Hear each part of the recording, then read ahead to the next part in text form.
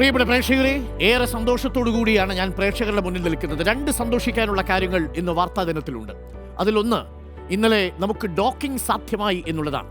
ISROയുടെ ഏറ്റവും മികച്ച സാങ്കേതിക വിദ്യ ഇന്നലെ ഒരുപക്ഷെ സാധ്യമാവില്ലെന്ന് ലോകമൊക്കെ കരുതിയതിനെ സാധ്യമാക്കി. ചേസറും ടാർജറ്റും, രണ്ട് ഉപഗ്രഹങ്ങൾ ഭൂമിക്ക് പുറത്ത് ശൂന്യാകാശത്ത് ഭ്രമണപഥത്തിൽ ഒന്നിച്ചു ചേർന്നു. ആ ശുഭകരമായ വാർത്ത ഇന്നലെ നമ്മൾ സംപ്രേഷണം ചെയ്തിരുന്നു. ഇനി ഇന്ത്യക്ക് സ്വന്തമായുള്ള സ്പേസ് സ്റ്റേഷൻ, ചന്ദ്രനിലേക്കുള്ള നമ്മുടെ യാത്ര, മറ്റ് കാര്യങ്ങൾ, ഇതെല്ലാം വളരെ പ്രധാനപ്പെട്ടതാണ്.